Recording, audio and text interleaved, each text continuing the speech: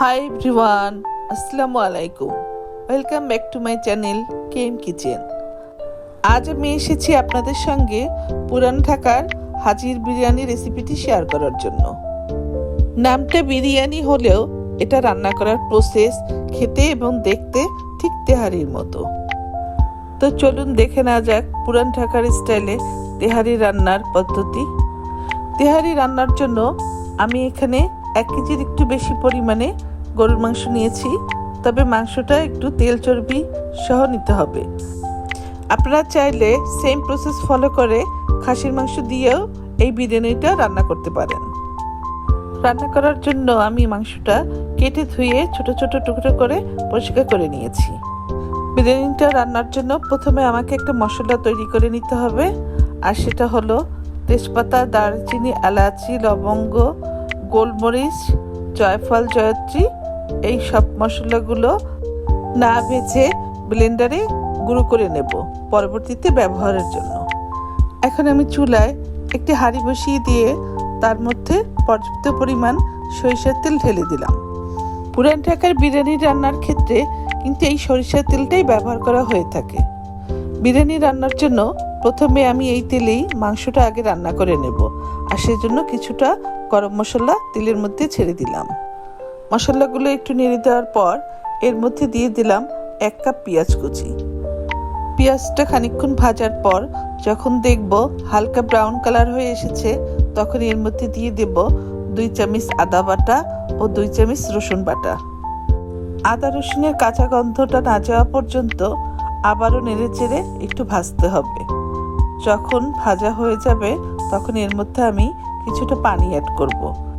পানি দেবার পর আবার একটু নেড়ে এর মধ্যে পুরো মাংসটুকু ঢেলে দিলাম এবং সাথে দিলাম 8-10টার মতো কাঁচামরিচ। তারপর দিলাম 1 চামচ লবণ। লবণটা আপনারা স্বাদ অনুযায়ী চেক করে দিবেন। এখন দিয়ে দেব আগে থেকে গুঁড়ো করে রাখা সেই শাহি গরম মশলা। এখন দিয়ে দেব 1 কাপ টক দই। এটা দ্রুত মাংসটা সিদ্ধ হতে হেল্প করবে। তারপর সব ভালো করে একসাথে নেড়েচেড়ে মিশিয়ে ঢাকনা দিয়ে ঢেকে দেব পানি ওঠা পর্যন্ত। এখন ঢাকনা খুলে আবার একটু নেড়েচেড়ে মিশিয়ে দিলাম। দেখেন আমার মাংস থেকে পানি বের হয়েছে। আমি এই পানি দিয়েই মাংসটা পুরোপুরি কষিয়ে নেব। আমি এখানে 1 চামচ জিরার গুঁড়িও অ্যাড করেছিলাম, সেটা আমার স্কিপ হয়ে গিয়েছে। এখন আবার নেড়েচেড়ে ঢাকনা দিয়ে ঢেকে দেব পুরোপুরি ঝোলটা শুকিয়ে নেওয়ার জন্য। এ সময় চুলার ফ্লেমটা একটু হাইতেই থাকবে, আর খেয়াল রাখতে হবে যেন হাঁড়ির নিচে লেগে না যায়। আমার মাংসটা প্রায় কষানো হয়ে এসেছে। আমার এখানে কষাতে প্রায় 12-13 মিনিটের মতো সময় লেগেছে। এখন আমি কিছুটা পানি অ্যাড করব মাংসটা সিদ্ধ হওয়ার জন্য। মাংসটা পুরোপুরি সিদ্ধ করে নিতে হবে। বিরিয়ানির মাংসটা যত সফট হয় খেতে ততই মজা হয়। এখন আবার ভালো করে নেড়েচেড়ে ঢাকনা দিয়ে ঢেকে দেব মাংসটা পুরোপুরি সিদ্ধ হওয়ার জন্য। মাংসটা ঢেকে দিয়ে আমি এই ফাঁকে চলে গেলাম পোলার চালটা ধুয়ে পানিতে 10-15 মিনিটের জন্য ভিজিয়ে রাখতে। ফিরে এলাম 15 মিনিট পর। এখন ঢাকনা খুলে দেখলাম মাংসের কি অবস্থা। আমার মাংসটা প্রায় হয়ে এসেছে। এখন আমি মাংসটাকে ঝোল থেকে আলাদা করে একটা বাটিতে উঠিয়ে রাখবো এবং অবশিষ্ট এই তেল ঝোলের মধ্যেই আমি পোলার চালটা কষিয়ে নেব। আপনারা যদি দেখেন আপনাদের মাংসের ঝোলটা একটু বেশি রয়ে গিয়েছে, তাহলে সেটাকে হাই ফ্লেমে ঝোলটা একটু টানিয়ে নিতে হবে। তাহলে পরবর্তীতে পোলার চালে পানি দেওয়ার ক্ষেত্রে ব্যালেন্স করতে একটু সমস্যা হতে পারে। আমি এখন এই তেল ঝোলের মধ্যেই আগে থেকে ধুয়ে রাখা পোলার চালটা দিয়ে দেব। এখানে আমি 700 গ্রামের মতো পোলার চাল নিয়েছি, যেটা আমি আগেই ধুয়ে প্রায় 15 মিনিটের মতো পানিতে ভিজিয়ে রেখেছিলাম। আগে থেকে যদি আপনারা চালটা এরকম ভিজিয়ে রাখেন, তাহলে সেক্ষেত্রে পোলাও বা বিরিয়ানিটা অনেক ঝরঝরে হয়। এখন আমি চালটা ঢেলে দিচ্ছি এবং 4-5 মিনিটের মতো এই তেলের মধ্যেই কষিয়ে নেব। এখানে আলাদা করে আর কোনো মশলা দেবার প্রয়োজন নেই, শুধু স্বাদ অনুযায়ী লবণটা অ্যাড করে দিতে হবে। তো আমি এখানে 700 গ্রাম চাল নিয়েছিলাম। আমার পানি লাগবে প্রায় 5 কাপের মতো। আমি প্রথমে 4 কাপ পানি আর পরে 1 কাপ দুধ মিশিয়ে দেব। এখন আমি অ্যাড করব ফ্লেভারের জন্য 8-9টি কাঁচামরিচ ও 1 চামচ লবণ। তবে লবণটা আপনারা স্বাদ অনুযায়ী দিয়ে দেবেন। যদি দেখেন আপনাদের মাংসে ঝোলের পরিমাণটা একটু বেশি রয়ে গেছে, তাহলে 1 কাপ পানি আপনারা কম দিয়ে দেবেন। পানিটা অবশ্যই গরম পানি দেওয়ার চেষ্টা করবেন।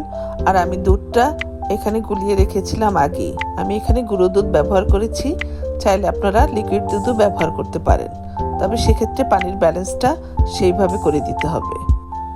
এখন চালটা পানির সাথে ভালো করে মিশিয়ে নেড়েচেড়ে ঢাকনা দিয়ে ঢেকে রাখতে হবে সিদ্ধ হওয়া পর্যন্ত। এ সময় চুলার ফ্লেমটা অবশ্যই হাইতেই থাকবে। যখন দেখবেন চাল এবং পানি সমান সমান হয়ে এসেছে, তখন ঢাকনা খুলে আবারও একটু নেড়ে দিতে হবে। এখন আবার ঢাকনা খুলে আবার একটু চালটাকে উপর নিচ করে দিতে হবে। খেয়াল রাখতে হবে যেন নিচে লেগে না যায়। আমার পোলাওটা অলমোস্ট হয়ে এসেছে। এখন আমি সেই আগে থেকে তুলে রাখা মাংসগুলি উপর থেকে ঢেলে দেব। এখন আমি মাংসগুলোকে উপর থেকে সমানভাবে ছড়িয়ে দিয়ে তার উপর কিছুটা পেঁয়াজ বেরেস্তা এবং টেস্টের ব্যালেন্সের জন্য 1 চামচ চিনি ও 1 চামচ কেওড়া জল ব্যবহার করব। কেওড়া জলটা দেওয়ার ফলে এটা থেকে একটা শাহি ফ্লেভার আসবে। এখন আবার একটু ঢাকনা দিয়ে ঢেকে দেব, যাতে সব ফ্লেভারটা পোলাওয়ের সাথে মিশে যায়। প্রায় 10 মিনিট পর ঢাকনা খুলে এখন আমি মাংসটা পোলাওর সাথে ভালো করে নেড়েচেড়ে মিশিয়ে দেব। তারপর আবার ঢাকনা দিয়ে এখন 10 মিনিটের জন্য দমে রেখে দেব। 10-15 মিনিট পর চুলার ফ্লেমটা বন্ধ করে দিলাম। আমার তেহারিটা ডান। মাশাআল্লাহ, দেখুন কত সুন্দর এবং ঝরঝরে হয়েছে আমার তেহারিটা। চমৎকার একটা ফ্লেভার আসছে। এখন আমি আপনাদেরকে একটা পরিবেশন করে দেখাচ্ছি, দেখুন কেমন হয়েছে। মাংসটাও বেশ নরম হয়েছে এবং পোলাওটাও বেশ ঝরঝরে হয়েছে। পুরান ঢাকার অথেন্টিক ফ্লেভারে যদি তেহারির স্বাদ পেতে চান, তাহলে অবশ্যই আমার এই রেসিপিটা ফলো করে একবার হলেও বাসায় ট্রাই করে দেখবেন। আমি কথা দিচ্ছি আপনারা নিরাশ হবেন না। আপনাদের যদি ভালো লাগে তাহলে অবশ্যই আমাকে একটা লাইক দেবেন, এবং যারা এখনও আমার চ্যানেলটি সাবস্ক্রাইব করেননি তারা অবশ্যই আমার চ্যানেলটি সাবস্ক্রাইব করে দিয়ে আমার পাশে থাকবেন। আপনাদের লাইক এবং কমেন্টস আমাকে অনেক উৎসাহ দেয়। সবাই ভালো থাকবেন এবং আমার জন্য দোয়া করবেন। আল্লাহ হাফেজ।